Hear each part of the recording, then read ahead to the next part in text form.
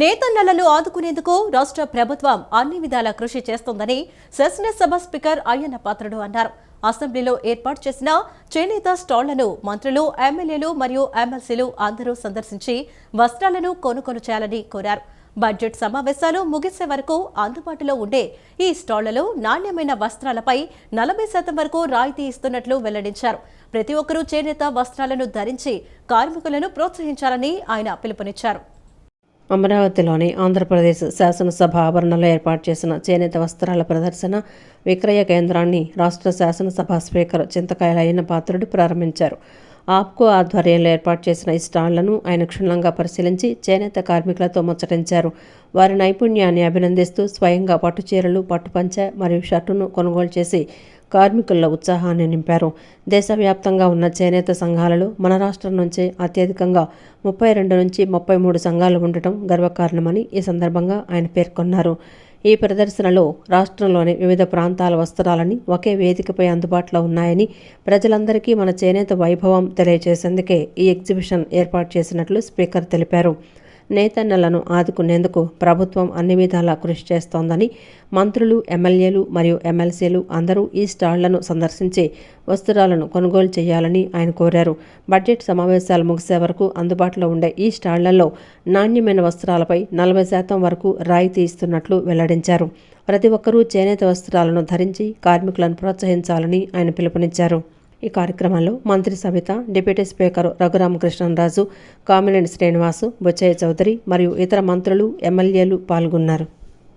ముఖ్యంగా ఈవేళ అన్ని షాపులు ఒకే వేదిక. మనం మార్కెట్కి వెళ్తే ఒక్కో షాపు ఒకే ఉంటుంది. అన్ని షాపులు ఒకే దగ్గర పెట్టి ఈవేళ ఆ షాపుల్ని ప్రజలకు తెలియడం కోసం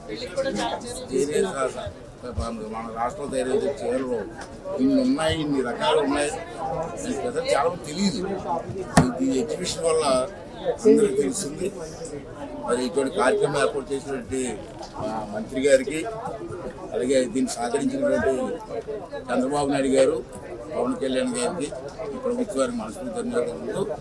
మరి ఇవాళ 2 రోజులు 3 రోజులు వచ్చిన స్టాల్స్ ఈ ప్రాంతంలో ఉన్న అందరూ కూడా స్టాల్స్కి వచ్చి చూసి చేనేత వస్త్రాలు ధరించి ఈ చేనేత కార్మికులు చేస్తున్న కార్యక్రమాన్ని ప్రోత్సహించి ఆశీర్వాదం ఇవ్వాలని ప్రతి ఒక్కరిని కోరుకున్నాను. Thank you.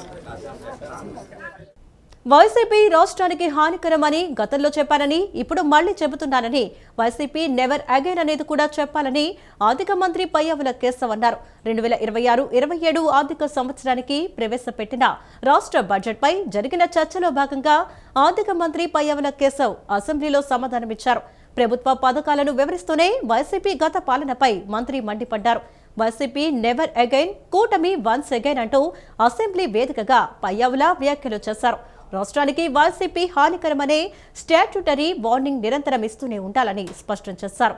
ఇజ్రాయెల్ దేశస్థుల తరహాలో ప్రజలు కూడా మన రాష్ట్రం అనే భావనను పెంపొందించుకోవాలని సూచించారు. ప్రజల్ని కూడా నేను ఒకటే కోరుతున్నా అధ్యక్ష, పాలనలో తేడా గమనించండి. వైసీపీ నెవర్ అగైన్, కూటమి వన్స్ అగైన్ అనేటువంటిది మనం అందరం కూడా గుర్తుపెట్టుకోవాలని తెలియజేసుకుంటూ సెలవు తీసుకుంటారు. సైబర్ నేరాల నియంత్రణకు ప్రతి జిల్లాలో సైబర్ క్రైమ్ పోలీస్ స్టేషన్లు ఏర్పాటు చేస్తున్నామని హోంమంత్రి అనిత తెలిపారు. శాసనసభ ప్రశ్నోత్తరాల సమయంలో సైబర్ నేరాల కట్టడికి ప్రభుత్వం తీసుకున్న చర్యలపై సభ్యులు అడిగిన ప్రశ్నలకు హోంమంత్రి అనిత సమాధానమిచ్చారు. విదేశాల్లో ఉద్యోగాల పేరిట యువతను సైబర్ నేరగాళ్లుగా మారుస్తున్నారని హోంమంత్రి ఆవేదన వ్యక్తం చేశారు. నేరాల నియంత్రణకు మంత్రి నారా లోకేష్ నేతృత్వంలో ఉప సంఘాన్ని ఏర్పాటు చేసి కఠిన చర్యలకు ఉపక్రమిస్తున్నట్లు చెప్పారు.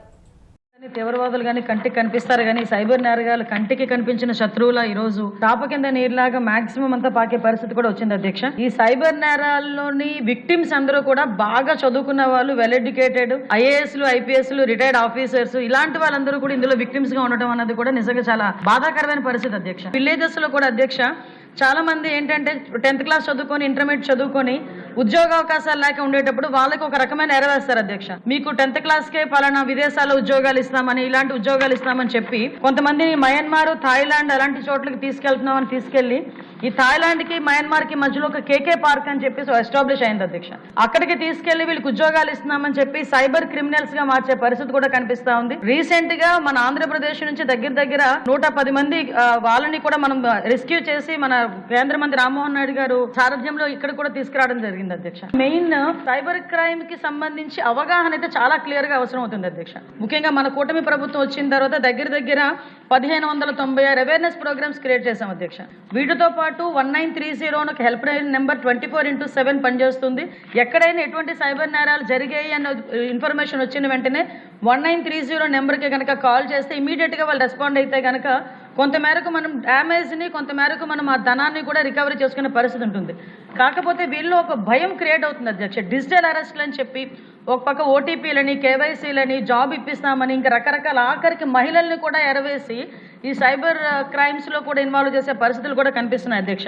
దాని మీద గౌరవ ముఖ్యమంత్రి గారు ప్రత్యేకంగా దృష్టి పెట్టి 26 జిల్లాలకి సైబర్ క్రైమ్ పోలీస్ స్టేషన్స్ ఏర్పాటు చేయడానికి ఈ రోజు మనకి ప్రతిపాదన కూడా ఉంది అధ్యక్ష. అది యాజ్ ఎర్లీ యాజ్ పాసిబుల్ ఇవ్వడం జరుగుతుంది అధ్యక్ష. ఇవే కాకుండా అధ్యక్ష ప్రత్యేకంగా ఈ సైబర్ నేరాలని, అదేవిధంగా సోషల్ మీడియాని కొంతమేరకు మనం రిస్ట్రిక్ట్ చేయడానికి ఈ మధ్యన ఒక జీవోఎం కూడా ఏర్పాటు చేసుకోవడం జరిగింది. As early as possible cyber crime నేరాల మీద అరికట్టడంలో గవర్నమెంట్ ఇప్పుడు చిత్తశుద్ధితో ఉంది. 2027 ఏప్రిల్ నాటికి రాజధానిలోని ట్రంక్ రోడ్స్ పూర్తి చేసేందుకు ప్రణాళిక చేశామని మంత్రి నారాయణ తెలిపారు. శాసనసభలో అమరావతి ఇన్నర్ రింగ్ రోడ్ అంశంపై ఎమ్మెల్యే కన్నా లక్ష్మీనారాయణ అడిగిన ప్రశ్నకు మంత్రి నారాయణ సమాధానమిచ్చారు. అమరావతి ఇన్నర్ రింగ్ రోడ్డును పీపీపీ పద్ధతిలో నిర్మాణం చేస్తున్నామన్నారు. 6 నెలల్లో భూ సమీకరణ చేసే విధంగా అధికారులకు ఆదేశాలు ఇచ్చామన్నారు. రింగ్ రోడ్ ల్యాండ్ ఫిల్లింగ్ అయిపోయిన తర్వాత టెండర్ అయితే అది 24 to 30 months పడుతుంది అధ్యక్ష. క్యాపిటల్ సిటీలో ట్రంక్ రోడ్స్ ఏప్రిల్ 2027 అయ్యే విధంగా ప్రణాళిక చేసి ముందుకు సాగుతుంది అధ్యక్ష. ఇన్నర్ రింగ్ రోడ్ కి వస్తే 96.2 కిలోమీటర్లు లెంత్ లో, వెడల్పు 75 మీటర్లు, 8+4 వరుసల కింద దీన్ని డిజైన్ చేసాం అధ్యక్ష. ఇది 2 ఫేజులు అనుకున్నాం అధ్యక్ష. ఫస్ట్ ఫేజ్ లో కేతన్ కొండ నుంచి నున్నా వరకు, రెండవ ఫేజ్ లో నున్నా నుంచి కేతన్ కొండ వరకు వయా కొండపల్లి రిజర్వ్ ఫారెస్ట్ ద్వారా. ఫస్ట్ ఫేజ్ లో అయితే 67.6 కిలోమీటర్లు అధ్యక్ష. అది గుంటూరులో ఒక 14 విలేజ్లు, పల్నాడులో ఒక 3 విలేజ్లు, కృష్ణాలో 6 విలేజ్లు, ఎన్టీఆర్ దాంట్లో మొత్తం 26 విలేజ్లు అధ్యక్ష. దీనికి డిపిఆర్ పూర్తి అయిపోయింది అధ్యక్ష. దీని మీద యాక్చువల్ గా ల్యాండ్ పుల్లింగ్ ఆల్రెడీ నోటిఫికేషన్ ఇచ్చి ల్యాండ్ పుల్లింగ్ స్టార్ట్ చేసాం. సభ్యులు అడిగినట్టుగా 6 నెలల్లో ల్యాండ్ పుల్లింగ్ అయ్యేటట్టుగా కలెక్టర్ గారికి ఇన్స్ట్రక్షన్ ఇచ్చి దాని మీద ముందుకు పోతున్నాం అధ్యక్ష. అయితే ఈ అమౌంట్ విషయంకి వచ్చి యాక్చువల్ గా అడిగారు. ఇన్నర్ రింగ్ రోడ్ అయితే పీపీపీ మోడల్ లో పోతున్నాం అధ్యక్ష. ట్రంక్ రోడ్ కి సంబంధించి యాక్చువల్ గా మొత్తం 55 వర్క్స్ అధ్యక్ష.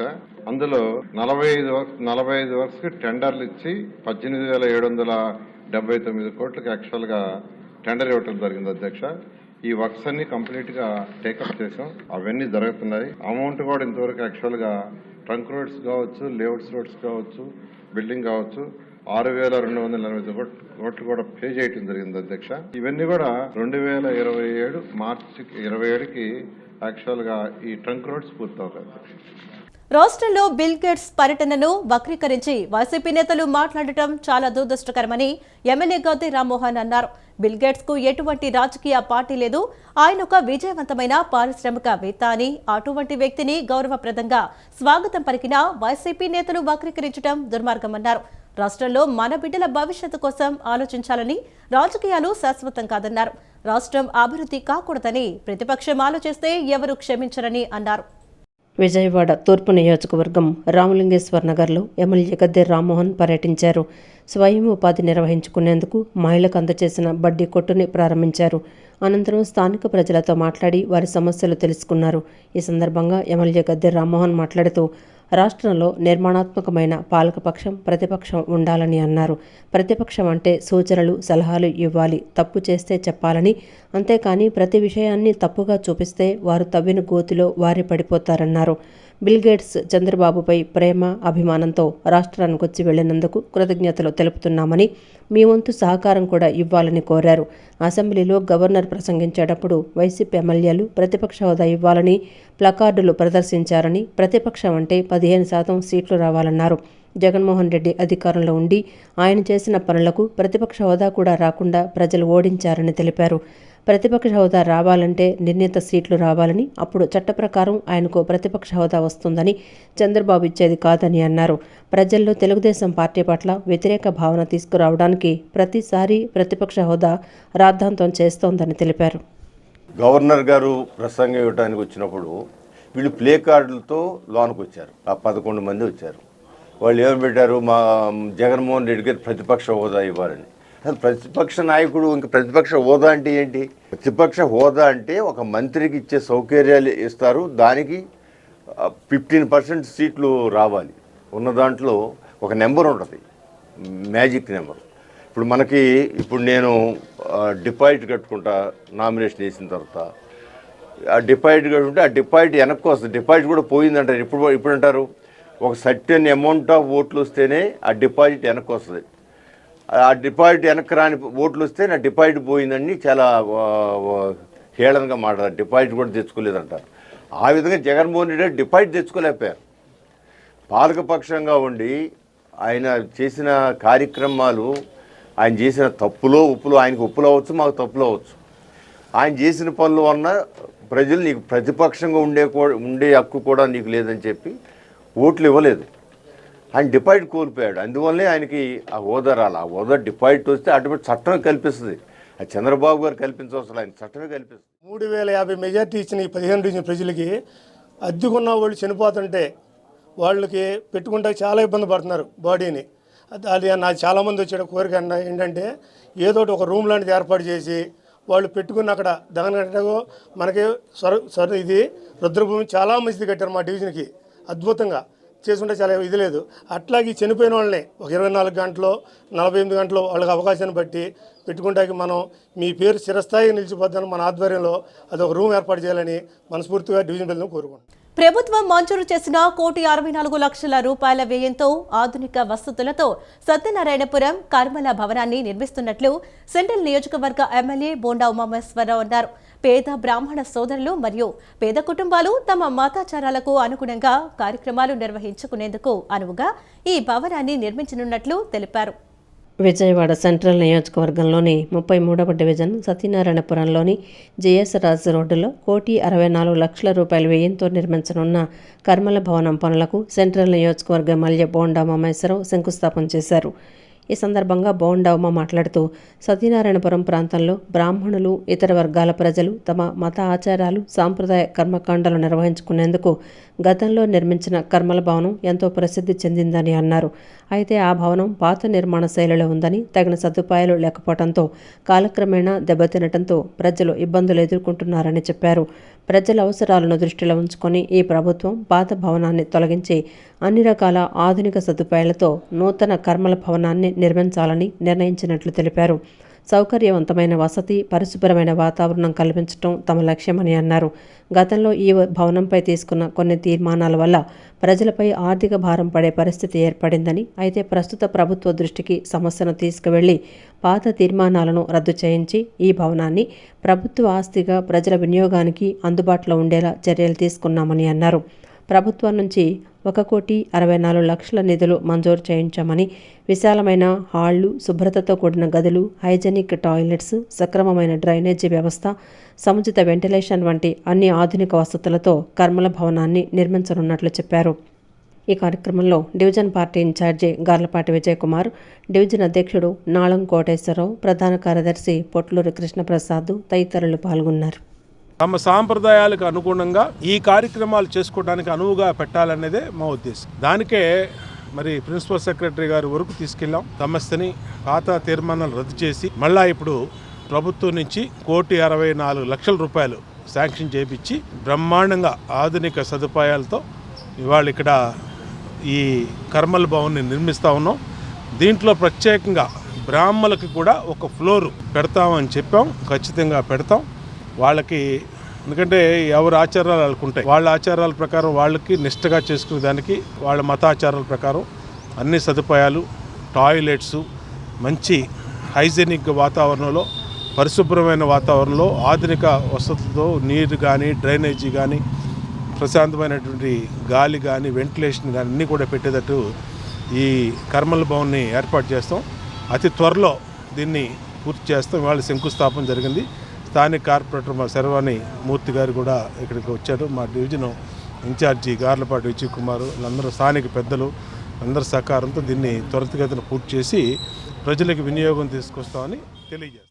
రాష్ట్ర ప్రభుత్వం ప్రవేశపెట్టిన 2026-27 బడ్జెట్ కేవలం ఆదాయ ఖర్చుల లెక్కల పత్రం మాత్రమే కాదని రాష్ట్ర భవిష్యత్తును బలోపేతం చేసే ప్రభుత్వ సంకల్పానికి ప్రతిబింబమని ఆయన పేర్కొన్నారు. అసెంబ్లీలో జరిగిన 2026-27 బడ్జెట్ చర్చలో ప్రభుత్వ విప్ యార్లగడ్డ వెంకట్రావు ప్రసంగించారు.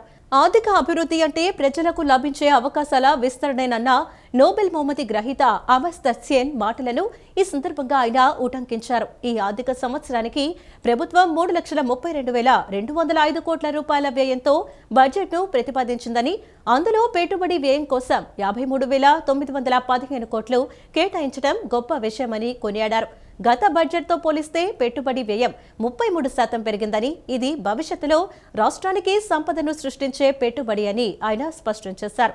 అమరావతిని కేవలం పరిపాలనా కేంద్రంగానే కాకుండా ప్రపంచ స్థాయి ఆర్థిక హబ్గా తీర్చిదిద్దేందుకు ప్రభుత్వం కృషి చేస్తోందని వివరించారు. సంపద సృష్టి కోసం 100 కోట్ల సీడ్ కార్పస్తో ఏపీ వెల్త్ ఫండ్ ఏర్పాటు చేయడంపై విప్లవాత్మక నిర్ణయమని ఆయన అభివర్ణించారు. ఖర్చు పెరగలా, పెట్టుబడి పెరిగింది. ఖర్చు పెరగడం అభివృద్ధి కాదు అధ్యక్ష, భవిష్యత్తును పెట్టుబడి పెరగడమే నిజమైన అభివృద్ధి అధ్యక్ష. గత సంవత్సరంతో పోలిస్తే క్యాపిటల్ ఎక్స్పెండిచర్ 33% పెరగడం ఈ బడ్జెట్ యొక్క అసలు బలం అధ్యక్ష. ఇది తాత్కాలిక ఖర్చు కాదు, భవిష్యత్తులో సంపదను సృష్టించే పెట్టుబడి. ఆర్థిక క్రమశిక్షణ పాటిస్తూ రెవెన్యూ లోటు నియంత్రిస్తూ అభివృద్ధి పెట్టుబడులు పెంచడం ఈ బడ్జెట్ ప్రత్యేకత అధ్యక్ష. సాధారణంగా బడ్జెట్ చర్చల్లో ఖర్చు ఎంత పెరిగింది అన్నదే మాట్లాడతారు అధ్యక్ష, కానీ ఖర్చు పెరగడం అభివృద్ధి కాదు అధ్యక్ష, భవిష్యత్తుకు పెట్టుబడి పెరగడమే నిజమైన అభివృద్ధి అధ్యక్ష. ఆ దిశగా 53,915 కోట్లు కేటాయిస్తాం, స్వాగతించాలి అధ్యక్ష. 2019-24 మధ్య వైసీపీ ప్రభుత్వం 2020-21లో 20,690 కోట్లు, అలాగే 21-22లో 18,511 కోట్లు, 22-23లో 9,017 కోట్లు, 23-24 24,160 మొత్తం కలిపితే 72,379 కోట్లు మాత్రమే క్యాపిటల్ ఎక్స్పెండిచర్గా పెట్టింది అధ్యక్ష.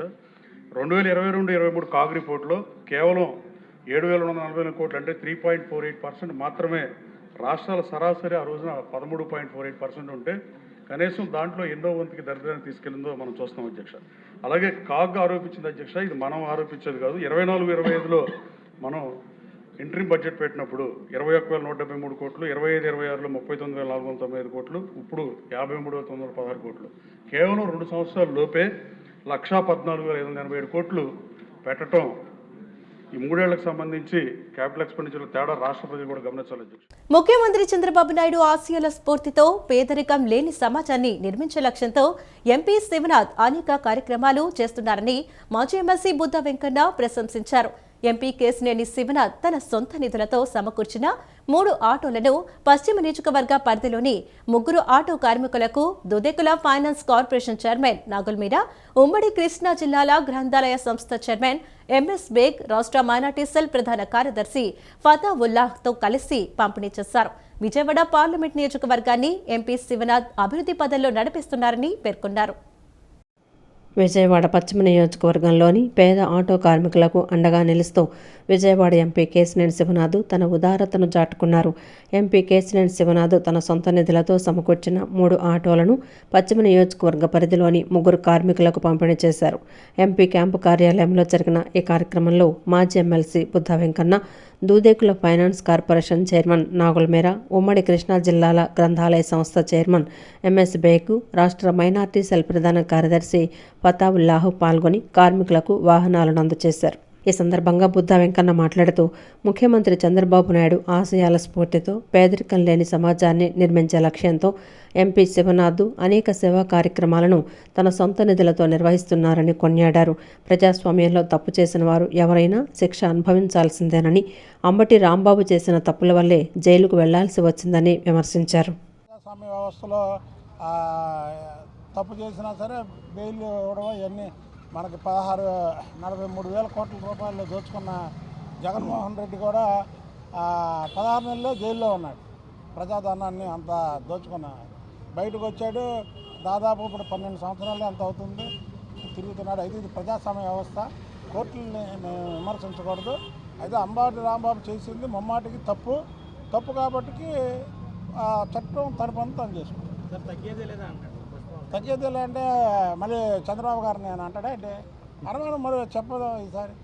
కాదమ్మా, తగ్గేదేలే అంటే ఏంటి తగ్గేదేలే, దేని మీద తగ్గేదేలే మాట్లాడుకోమను. వాళ్ళ పార్టీ గురించి మాట్లాడమను. ఒకవేళ మేమన్నా గవర్నమెంట్ తప్పు చేస్తే వాళ్ళు ప్రతిపక్షంగా మాట్లాడమను.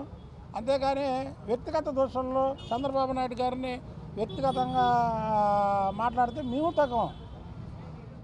అనంతరం నాగుల్ మీరా మాట్లాడుతూ ఎంపీ కేశినేని శివనాథ్ కేవలం విద్య వైద్య రంగాల్లోనే కాకుండా కార్మికులకు ఉపాధి కల్పించే దిశగా అద్భుతమైన కార్యక్రమాలకు శ్రీకారం చుట్టారని ప్రశంసించారు. పార్లమెంటు పరిధిలోని 7 నియోజకవర్గాల ప్రజలకు ఆయన నిరంతరం అందుబాటులో ఉంటూ అండగా నిలుస్తున్నారని తెలిపారు.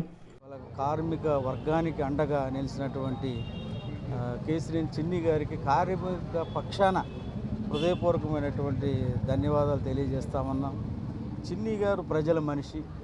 రాజకీయాల్లోకి రాకముందు కూడా ఎంతోమందికి పేదవాడికి అన్నం పెట్టినటువంటి వ్యక్తి, కిడ్నీ బాధితులకు సహాయం చేసినటువంటి వ్యక్తి, ఎంతోమంది పేద విద్యార్థులకి మరి స్కాలర్షిప్లు కానీ ఫీజులు కానీ అట్లాగే వైద్య నిమిత్తం వచ్చినటువంటి వాళ్ళు కూడా తను చేయగలిగిన మేరకు చేస్తూ ప్రజల మనిషిగా ప్రజల మధ్య ఉంటూ మరి ప్రజలు 2,85,000 మెజార్టీ ఇచ్చినటువంటి నేపథ్యంలో వాళ్ళ రుణం తీర్చుకోవాలని ప్రతి క్షణం కష్టపడుతూ ఉన్నాడు. వాళ్ళ 7 నియోజకవర్గాల్లో కూడా కార్యకర్తలకే కాదు అండగా ఉంటూ నాయకులందరినీ కలుపుకొని ఇటువంటి ప్రజాహిత కార్యక్రమాలు చేపడుతున్నటువంటి. అనంతరం ఇతర నేతలు బేగ్గు మాట్లాడుతూ కులమతాలకు అతీతంగా పేదలను ఆదుకుంటూ విజయవాడ పార్లమెంటు నియోజకవర్గాన్ని ఎంపీ అభివృద్ధి పథంలో నడిపిస్తున్నారని పేర్కొన్నారు. తమకు జీవనోపాధి కల్పించిన ఎంపీకి ఆటో కార్మికులు కృతజ్ఞతలు తెలియజేశారు. ఏదైతే ఎక్కువ శాతం పేదరికంలో ఉంటారో జనాలు ఇక్కడ కొండ ప్రాంతంలో కూడా ఆటోలు నడుపుకోవడానికి వాళ్ళకి సిబిల్ తక్కువ ఉన్నా కూడా నేను హామీ ఉంటానని చెప్పి వాళ్ళకి సెక్యూరిటీ ఇచ్చి బ్యాంకు వాళ్ళతో మాట్లాడి ఆటో వాళ్ళని ఆదుకునే విధంగా ఆ కుటుంబాలు బాగుండాలని చెప్పి తన సొంత నిధులతో 40,000 రూపాయలు ఇచ్చి ఆ కుటుంబానికి ఒక ఆసరా కల్పించే ప్రయత్నంలో చిన్ని గారు మేమందరూ కూడా అభినందించాల్సిన అవసరం ఉంది. పశ్చిమ నియోజకవర్గం ప్రజలందరూ కూడా ఏదైతే మాకు మంచి నాయకుడు, ఒక మంచి వ్యక్తి, ఒక మంచి మనిషి మన కోసం నిలబడుతున్న ఎంపీ గారిని ప్రత్యేకమైన ధన్యవాదాలు తెలియజేసుకుంటా ఉన్నాం. దశాబ్దాలుగా ప్రజలు పిలుచుకుంటున్న నగరంలోని పలు వీధి పేర్లను మార్చడం ప్రజాస్వామ్య స్ఫూర్తికి విరుద్ధమని సిపిఎం ఫ్లోర్ లీడర్ బోయ సత్యబాబు మండిపడ్డారు. ఆ ప్రజాస్వామిక ప్రతిపాదనను వెంటనే ఉపసంహరించుకోవాలని, లేని పక్షంలో 21వ తేదీన జరిగే కౌన్సిల్ సమావేశంలో 63 మంది కార్పొరేటర్లు, మేయర్ మరియు కమిషనర్ దృష్టికి ఈ అంశాన్ని తీసుకువెళతామని హెచ్చరించారు. మెజారిటీ ఉందని మొండిగా నిర్ణయాలు తీసుకుంటే ప్రజల పక్షాన న్యాయమైన పోరాటానికి కూడా సిద్ధమని బోయ సత్యబాబు స్పష్టం చేశారు. విజయవాడ 1 టౌన్లోని మోటూరి హనుమంతరావు శ్రామిక భవనంలో సిపిఎం ఫ్లోర్ లీడర్ బోయ సత్యబాబు విలేకరుల సమావేశం నిర్వహించారు. ఈ సందర్భంగా ఆయన మాట్లాడుతూ ఈ నెల 21న జరగనున్న విజయవాడ నగరపాలక సంస్థ సర్వసభ్య సమావేశంలో 50వ డివిజన్కు చెందిన సాయిబాబా గుడి వీధి పేరును మార్చి వైఎస్ఆర్సీపీ ఫ్లోర్ లీడర్ వెంకట సత్యనారాయణ తన కుటుంబ సభ్యుల పేరు పెట్టాలని చూస్తున్నారని, ఇది అత్యంత అనాగరికమైన చర్యని ఆయన విమర్శించారు. దశాబ్దాలుగా ప్రజలు పిలుచుకుంటున్న పేరును మార్చడం ప్రజాస్వామ్య స్ఫూర్తికి విరుద్ధమని, అభివృద్ధి పనులు చేయటం మానేసి పేర్లతో రాజకీయాలు చేయటం అవివేకమని మండిపడ్డారు. ముఖ్యంగా 2007 గెజిట్ నోటిఫికేషన్ ప్రకారం సదరు వేదిక సాయిబాబా గుడి వీధి అని ఇప్పటికే నామకరణమై ఉందని సత్యబాబు గుర్తు చేశారు. పాత నిర్ణయాలను పరిశీలించకుండా కేవలం అధికార అహంకారంతో ఈ రకమైన పేర్ల దందా చేయటం పౌర హక్కులను కాలరాయటమేనని ధ్వజమెత్తారు. గత 5 ఏళ్లలో యువజనోత్సవాలు నిర్వహిస్తామని తీర్మానాలు చేసి ఒక్క కార్యక్రమం కూడా చెయ్యలేని అసమర్థ వైఎస్ఆర్సీపీ పాలనలో ఇప్పుడు నాయకుల మెప్పు కోసం ఇలాంటి చర్యలకు పాల్పడడం సరికాదని ప్రశ్నించారు. ఈ అప్రజాస్వామిక ప్రతిపాదనను వెంటనే ఉపసంహరించుకోవాలని, లేని పక్షంలో 21వ తేదీన జరిగే కౌన్సిల్ సమావేశంలో 63 మంది కార్పొరేటర్లు, మేయర్ మరియు కమిషనర్ దృష్టికి ఈ అంశాన్ని తీసుకువెళ్తామని హెచ్చరించారు. మెజారిటీ ఉందని మొండిగా నిర్ణయాలు తీసుకుంటే ప్రజల పక్షాన న్యాయపరమైన పోరాటానికి కూడా సిద్ధమని బోయ సత్యబాబు స్పష్టం చేశారు. ఈరోజు పెట్టిన పేర్లని మరి పక్కకు దోసేసి కొత్త పేర్లను తీసుకొచ్చి వాళ్ళ రాజకీయ స్వలాభాల కోసం, వాళ్ళ పార్టీ నాయకుల మెప్పుల కోసం ఈ రకమైనటువంటి చర్యలు ఎంతవరకు సమంజసం అని చెప్పి సిపిఎంగా మేము ప్రశ్నిస్తున్నాం. ఈ విషయంలో మరి 21వ తేదీ జరిగే కౌన్సిల్ సమావేశంలో ఈ అప్రజాస్వామిక చర్యల మీద డివిజన్ ప్రజానీకం యొక్క గొంతుని అక్కడ వినిపిస్తామని ఈ సందర్భంగా తెలియపరుస్తూ, ఎప్పటికైనా వెంకట సత్యం గారు మీరు చేసిన తప్పుని గుర్తించండి, సరిదిద్దుకునే క్రమంలో వెంటనే ఆ ప్రతిపాదన ఉపసంహరించుకోవాల్సిందిగా విజ్ఞప్తి చేస్తూ, ఈ అంశాన్ని రేపు కౌన్సిల్లో విజయవాడలో ఉన్నటువంటి 64 మంది అంటే 63 మంది కార్పొరేటర్ల దృష్టికి తీసుకెళ్తాం, మేయర్ దృష్టికి తీసుకెళ్తాం, కమిషనర్ దృష్టికి తీసుకెళ్తాం.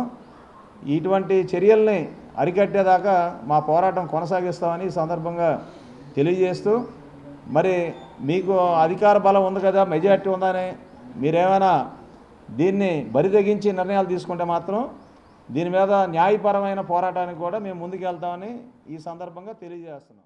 కేంద్రంలో రాష్ట్రంలోని ఎన్డీఏ ప్రభుత్వాలు ప్రవేశపెట్టిన బడ్జెట్లో వ్యవసాయ రంగాన్ని, రైతాంగాన్ని పూర్తిగా విస్మరించాయని ఏపీ రైతు సంఘం, ఏపీ కౌలు రైతుల సంఘం నేతలు విమర్శించారు.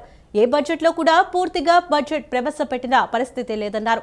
కేవలం 4-5% మాత్రమే వ్యవసాయ రంగానికి కేటాయిస్తున్నారని చెప్పారు. బడ్జెట్ కేటాయింపుల్లో లెక్కలు మాత్రం బ్రహ్మాండంగా చూపిస్తున్నారని, కానీ దేశంలోని 140 కోట్ల ప్రజానీకానికి తిండి గింజలు పండించే రైతులను ప్రభుత్వాలు విస్మరిస్తున్నాయని అన్నారు.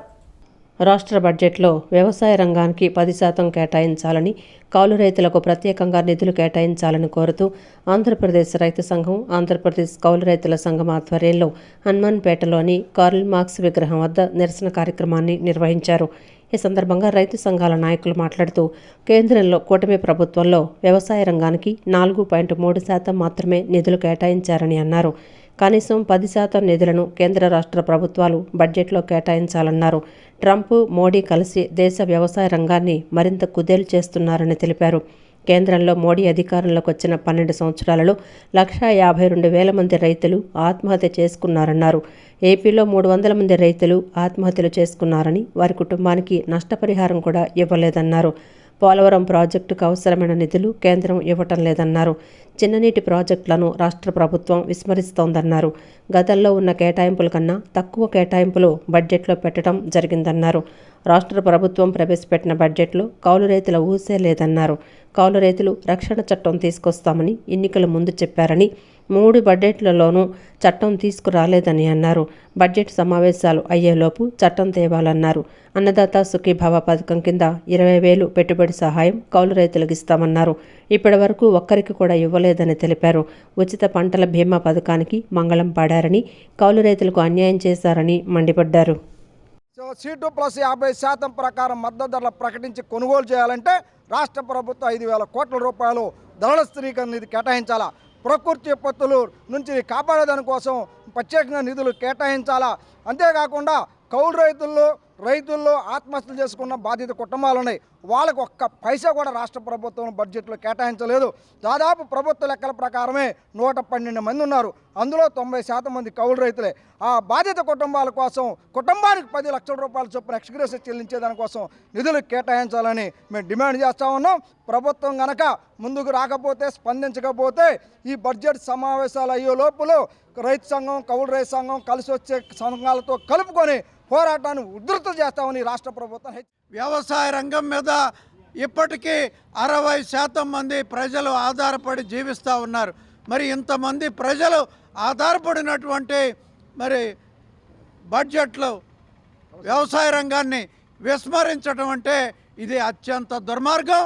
అటు ప్రాజెక్టులకు కానీ, వ్యవసాయ రంగానికి కానీ, మరోపక్క వివిధ అనుబంధ రంగాలు ఉన్నాయి, వాటికి కానీ నిధులు సక్రమంగా ఇవ్వాలని, బడ్జెట్లో పునరాలోచన చేసి నిధులు పెంచాలని డిమాండ్ చేస్తూ ఈరోజు ఈ నిరసన కార్యక్రమాన్ని నిర్వహించాం.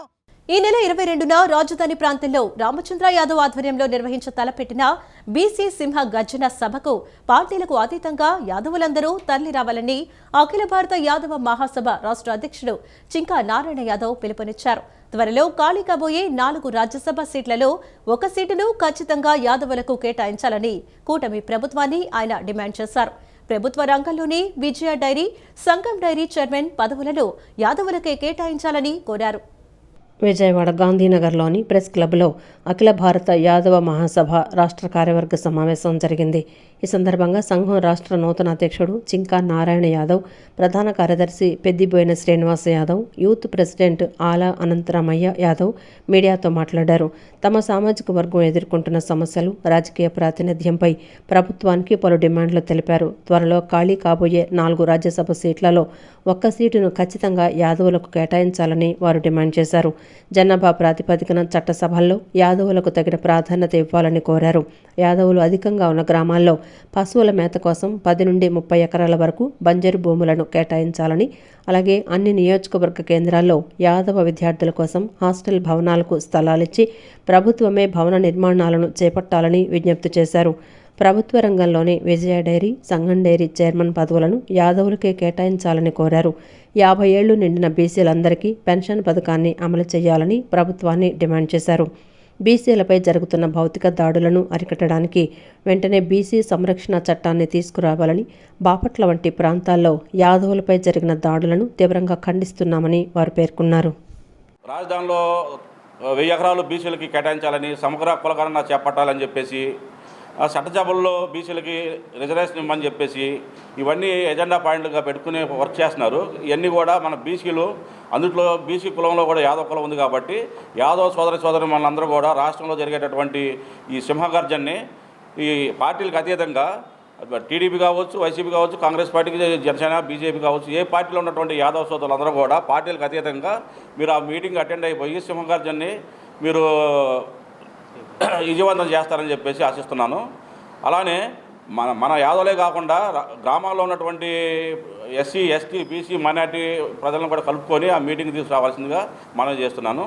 అలానే రామచంద్ర యాదవ్ గారు కూడా ఏంటంటే మా విన్నపం, అంబేద్కర్ ప్రాంగణంలో నాగార్జున సిటీ ఎదురుగా సింహగర్జన కార్యక్రమాన్ని ఏదైతే ఏర్పాటు చేశారో, ఒక బీసీల కోసం, యాదవుల కోసం, నిమ్న వర్గాల కోసం పోరాడుతున్న మరి రామచంద్ర యాదవ్ గారికి నైతిక బాధ్యతగా మేమంతా కూడా అఖిల భారత యాదవ మహాసభ రాష్ట్ర కమిటీ తరఫున మేమంతా కూడా ఆయనకు మద్దతు తెలుపుతూ ప్రతి ఒక్కరూ కూడా మరి ఫిబ్రవరి 22వ తారీఖు ఆదివారం జరిగే సింహగర్జన సభకి వేలాదిగా యాదవులు, బీసీలు, ఎస్సీ, ఎస్టీ, మైనార్టీ వర్గాలు అందరూ కూడా ఆ కార్యక్రమానికి అటెండ్ అయ్యి విజయవంతం చేయాలని అఖిల భారత యాదవ మహాసభ తరఫున కోరుతా ఉన్నాం.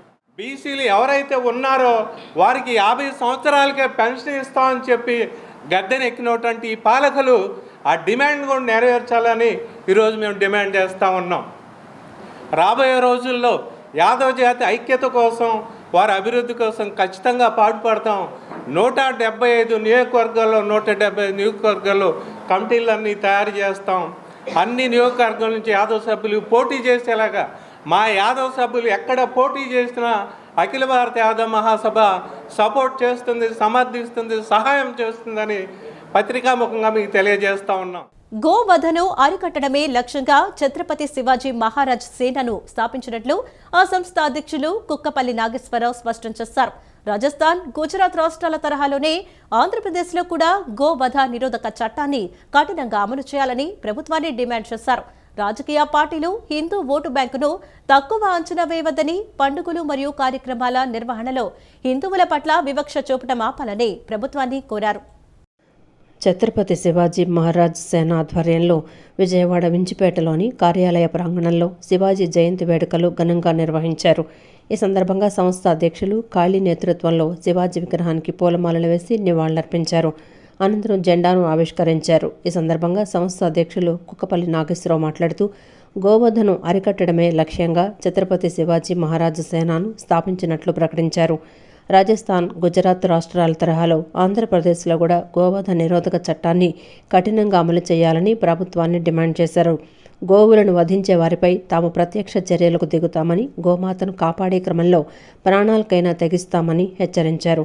హిందూ ఓటు బ్యాంకును తక్కువ అంచనా వేయవద్దని, పండుగలు మరియు కార్యక్రమాల నిర్వహణలో హిందువుల పట్ల వివక్షత చూపటం ఆపాలని ప్రభుత్వాన్ని కోరారు. అనంతరం సంస్థ వ్యవస్థాపకులు కాళీ మాట్లాడుతూ రాష్ట్రంలో గోహత్యలను తక్షణమే నిలిపివేయాలని, మాంసం విక్రయదారులు వారం రోజుల్లోగా తమ వ్యాపార తీరు మార్చుకోవాలని అల్టిమేటం జారీ చేశారు. గోవుపై కత్తి పడనివ్వబోమని, ఒకవేళ జరిగితే తాము ప్రత్యక్ష పోరాటానికి సిద్ధమని స్పష్టం చేశారు. అలాగే మహిళల భద్రత కోసం కృష్ణా జిల్లాలో సుమారు 2500 మంది యువతకు మార్షల్ ఆర్ట్స్, కర్రసాము, కత్తిసాము మరియు షూటింగ్లో శిక్షణ ఇస్తున్నట్లు తెలిపారు. ధర్మానికి లేదా దేవాలయాలకు ముప్పు వాటిల్లితే ఈ శిక్షణ పొందిన యువత పోరాటంలో ముందుంటుందని పేర్కొన్నారు. ఆసక్తి గల యువకులు శివాజీ మహారాజ్ సేనలో చేరాలని వారు పిలుపునిచ్చారు. త్వరలో జరగబోయే శివాజీ వర్ధంతి సందర్భంగా సంస్థ యొక్క పూర్తి విధి విధానాలను ప్రకటిస్తామని వెల్లడించారు. ఒకరిని ఒక రకంగా ఇంకొకరు ఇంకో రకంగా చూస్తారా? ఈ ప్రభుత్వ దమనకాండని ఆపుతాం, ఇవ్వాలి పూనుకుంటున్నాం. దీనికోసం ఈ కార్యాచరణ మొదలుపెట్టి ఇది పెద్దది, చాలా పెద్దగా ప్రయత్నం చేస్తాం. ఈ ప్రయత్నానికి అందరూ తమ వంతు సహాయ సహకారాలు ఇస్తారని అలాగే మీ మీడియా ద్వారా తెలియజేసుకుంటాను. మాకు మీడియా కూడా సపోర్ట్ చేయవలసిందిగా కోరుతున్నాం. ఇంకా చాలా ఉన్నాయి మాట్లాడాల్సింది, కానీ ఫస్ట్ ప్రయత్నంలో ఉన్నాం కాబట్టి రేపు వర్ధంతికి చాలా భారీ ఎత్తున కార్యక్రమం చేస్తాం. వర్ధంతి రోజున మా విధి విధానాలు కూడా తెలియజేస్తాం. నా పేరు కుక్కపల్లి నాగేశ్వరరావు. వారి ధర్మం మీద ఏదైనా ఇబ్బంది కలిగితే, గుళ్ళ మీద కానీ ధర్మానికి కానీ ఇబ్బంది కలిగితే వారు కూడా ప్రత్యక్షంగా ఆ పోరాటంలో పాల్గొంటారు. సో దయచేసి మేము కూడా ఈ యొక్క ఉద్యమంలో పార్టిసిపేట్ చేస్తాం అనుకున్న ప్రతి యువకులు కూడా ఛత్రపతి శివాజీ మహాసేనలో చేరాల్సిందిగా కోరుతా ఉన్నాం. అదేవిధంగా అధ్యక్షులు వారు చెప్పినట్టుగా ఎటువంటి పరిస్థితుల్లోనైనా సరే గోహత్య చేయదలుచుకున్న వాళ్ళకి అల్టిమేట్ జారీ చేస్తూ ఉన్నాం. ఇక ముందు మీరు చేసి ఉండొచ్చు కాక వారం మీకు సమయం ఇస్తూ ఉన్నాం. ఈ వారంలోపు మాంసపు కొట్టులని దయచేసి మూసివేసి మీరు వేరే అన్య వ్యాపారాలు చేసుకోవాల్సిందిగా కోరుతా ఉన్నాం. రోడ్డు ప్రమాదంలో ఒక వ్యక్తి చనిపోతే ఆ వ్యక్తి కుటుంబం పెద్ద దిక్కును కోల్పోతుందని H foundation co chairman and managing trustee Moguluri Elizabeth Rani అన్నారు. రోడ్డు ప్రమాదాల్లో మృతుల కుటుంబాలు బాధలు వర్ణనాతీతమని ఆర్థిక ఆసరాను కోల్పోతారని చెప్పారు. దేశ ఆర్థిక వ్యవస్థపై కూడా ప్రభావం చూపుతుందన్నారు. రహదారి భద్రతపై ప్రజల్లో అవగాహన కల్పించేందుకు ఉద్యమంలా కార్యక్రమాలు నిర్వహిస్తామని చెప్పారు. విజయవాడ నగరంలోని ఒక హోటల్లో H foundation co chairman and managing trustee Moguluri Elizabeth Rani విలేకరుల సమావేశం నిర్వహించారు. సమావేశంలో ఆమె మాట్లాడుతూ రోడ్డు ప్రమాదాలు ప్రతిరోజు ఎక్కడో ఒక చోట జరుగుతున్నాయని, రోడ్డు ప్రమాదంలో మృతి చెందిన వారి కుటుంబం పడే బాధ వర్ణనాతీతమని అన్నారు. ఆ కుటుంబం ఆర్థిక ఆదాయాన్ని, బిడ్డల భవిష్యత్తును కోల్పోతుందని చెప్పారు. అందుకని హెచ్ ఫౌండేషన్ హర్ ఘర్ సి ఏక్ సైనిక్ నినాదంతో రాష్ట్ర ప్రభుత్వం, పోలీసు శాఖ సహకారంతో రహదారి భద్రతా కార్యక్రమాలను నిర్వహిస్తున్నామని చెప్పారు. రోడ్డు ప్రమాదాలపై అవగాహన కల్పించేందుకు విద్యా సంస్థలు, ప్రజలకు అవగాహన కల్పిస్తున్నామని చెప్పారు.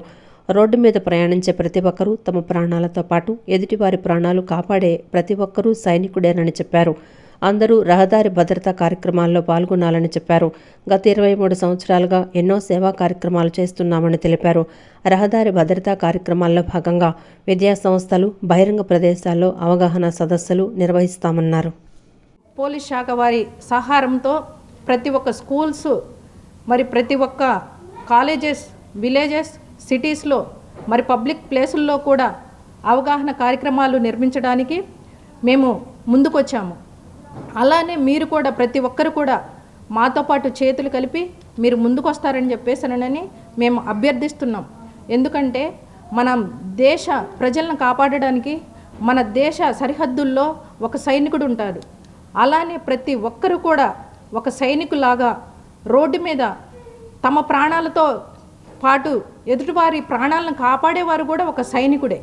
కాబట్టి మీరు ప్రతి ఒక్కరు కూడా మాతో చేతులు కలిపి హర్ ఘర్ సే ఏక్ సైనిక్ అనే నినాదంతో మీరు కూడా ముందుకు వస్తారని చెప్పేసానని మేము అభ్యర్థిస్తున్నాము. దేశమంతా హిందువుల ఆరాధ్య దైవంగా ఛత్రపతి శివాజీ మహారాజ్ను కొలుస్తారని పత్రి శ్రీనివాస్ అన్నారు. మహాదళ్ ఆధ్వర్యంలో సత్యనారాయణపురంలోని శివాజీ కేఫ్ సెంటర్ వద్ద ఛత్రపతి శివాజీ మహారాజ్ జయంతి కార్యక్రమాన్ని ఘనంగా నిర్వహించారు. ఛత్రపతి శివాజీ చిత్రపటానికి పూలమాలలు వేసి నివాళులు అర్పించారు. అనంతరం పత్రి శ్రీనివాస్ మాట్లాడుతూ శివాజీ మహారాజ్ విగ్రహం ప్రతిష్ఠించాలన్నా, కార్యక్రమం చేయాలన్నా అధికారిక అనుమతి తీసుకోవాలన్నారు. ఆయన విగ్రహం పెట్టాలనే ఆలోచన ఉన్నప్పుడు అనుమతి లేకుండా పెట్టి ఆయన్ని అవమానించపరచవద్దని ప్రతి హిందువు అవమానపడినట్లే అని తెలిపారు. సత్యనారాయణపురం బీఆర్టీఎస్ రోడ్డు దగ్గర ఆదిశంకర సర్కిల్లో పెద్దలు పెట్టారని దాన్ని కొనసాగించాలన్నారు. హిందూ ఆరాధ్య దేవులు ఉంటారు, హిందూ కుటుంబాలు ఉంటారు, హిందూ కులస్తులు ఉంటారు. కారణం ఏంటంటే వాళ్ళదేం లేదు, అధికారులు పై వాళ్ళు చెప్పింది వాళ్ళు చేస్తారు. కానీ ఏంటంటే సత్యనారాయణపురం అనేది కారణం ఏంటంటే బీఆర్టీసీ రోడ్డు దగ్గర ఆదిశంకర సర్కిల్ అని ఒక సర్కిల్ ఏర్పడిందండి, పెద్దలు పెట్టడం జరిగింది. ఆదిశంకర సర్కిల్ పెట్టిన తర్వాత ఆ సర్కిల్ని కొనసాగించాలి. ఎందుకంటే వాస్తవంగా నేను ఫస్ట్ హిందూ, తర్వాత బ్రాహ్మణ్ అండి, ఇక్కడ కులంతో మాట్లాడట్లా. ప్రతి సత్యనారాయణపురానికి బ్రాహ్మణులకి చెప్పుకోవడానికి ఒక సెంటర్ ఏదైనా ఉందంటే అది ఒక సత్యనారాయణపురం ఆదిశంకర సర్కిల్. దాన్ని మారిస్తే ఏ దేవుడు హర్షించడండి. దీన్ని ఆలోచించి నేను ఇచ్చింది రిప్రజెంటేషన్గా పాజిటివ్ థింకింగ్తో తీసుకుని అందరూ ముందుకు నడవాలని కోరుకుంటున్నా. ఈ వార్తలు ఇంతటితో సమాప్తం. నమస్కారం.